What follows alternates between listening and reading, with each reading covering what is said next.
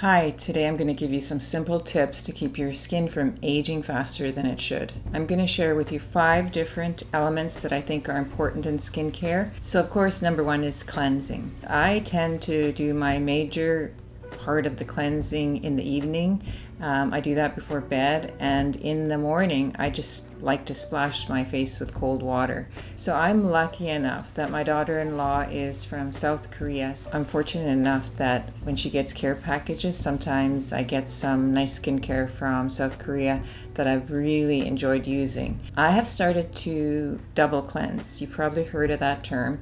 And that's because of the stuff I put on my face during the day. One of the things is makeup. I wear makeup sometimes. If you just wash once, I found that if I used a washcloth after or used a cotton pad on my skin afterwards for whatever reason, I'd still find stuff coming off my skin.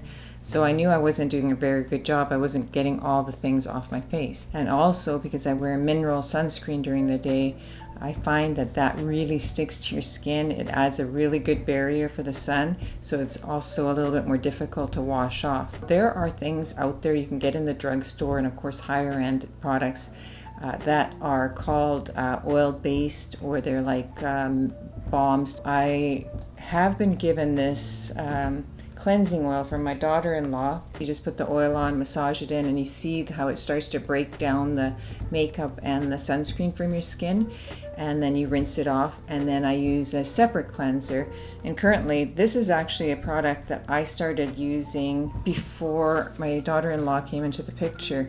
I was following a recommendation, somebody that I trust as a skincare she does all the research. So I was using this P:(REM, I call it Prem sunscreen, and then they have a whole line of skincare products, and I didn't realize they were made in South Korea.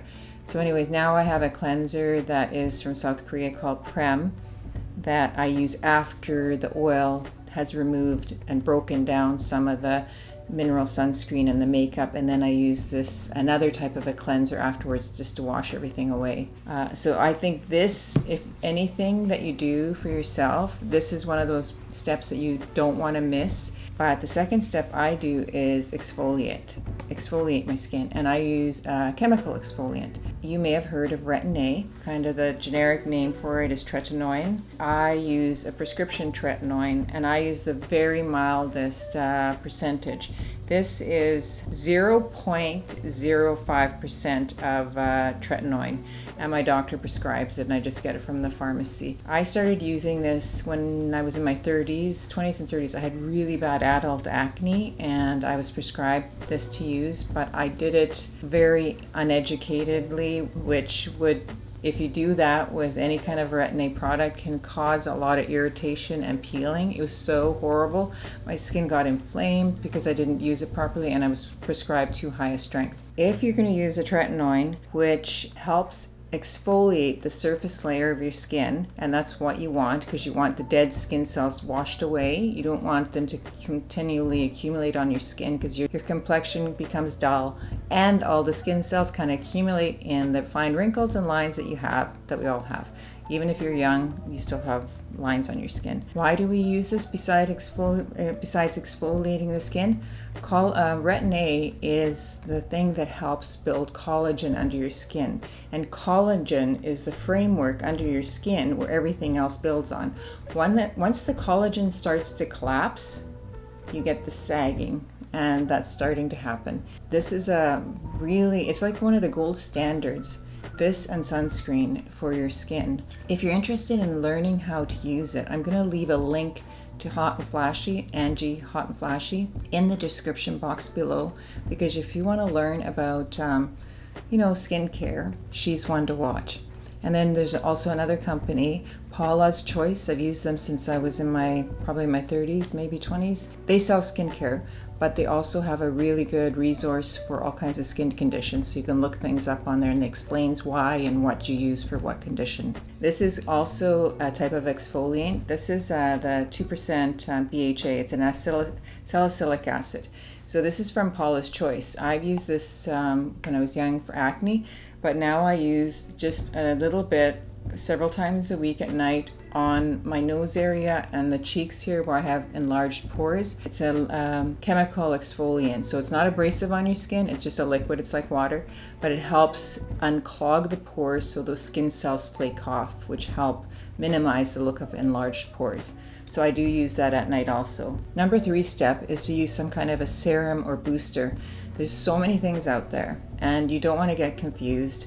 And this is also a step that isn't necessary, but if you are able to or want to enhance your skincare, it's something to do. For boosters, I do use during the day vitamin C serum, and this is from Timeless, and it also has, it's 20% vitamin C with ferulic acid and vitamin E. It's supposed to brighten your complexion, and it's also fights free radicals, all the toxins and bad things that come at your skin. Number 3, the serums or boosters.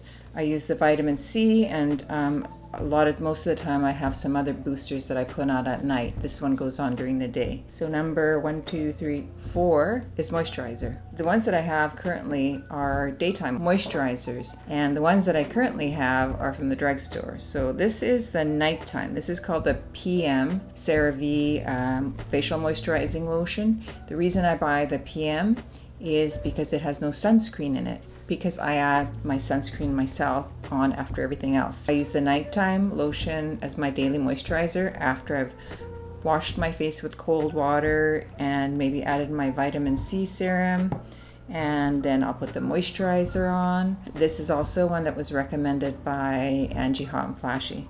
Then the other one I have, which is, these are both scent-free. This one's scent-free, is from Olay, the Regenerist Ultra Rich.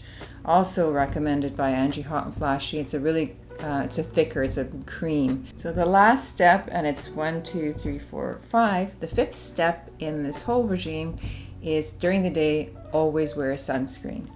I prefer to use mineral sunscreens because I found, and I didn't even realize this, but the other sunscreens that are the chemical sunscreens, I sometimes would get stinging on my skin, and apparently that's something that happens with chemical sunscreens. So I found a couple that I like. Actually, this one is from the drugstore, and these are also, if you watch Angie Hot and Flashy, boy, I'm really promoting her, aren't I? But she's does constant reviews, yearly reviews on sunscreens, and especially mineral sunscreens, so check that out because this is where I got this from. This is the Australian Gold, and I use the tinted one. They also now have untinted. This is something I can find in my drugstore here in Canada, and I have tried out the Elta MD. I have the untinted one here for my husband, and I use it too, but I've also had the tinted one. These are a lot more. These are about twice the price, and I find this just as good. The one that I was using that I really enjoyed was the one from South Korea that I bought. I think I bought it on Amazon. Probably a recommendation by Angie Hot and Flashy.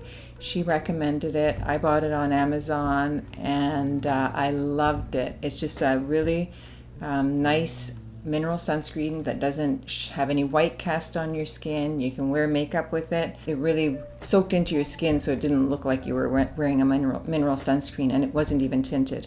But unfortunately, I have not been able to find that. So when my son and his new wife went to Korea before they got married, I got them to bring me back a couple of big jugs of it, but I've used those up since. So as soon as I can get some more, I'm going to definitely get it because that was actually one of my favorite sunscreens, and it's very inexpensive. This step is absolutely necessary. Each of these products I'm going to have listed in the description if I can find them or something really similar to them.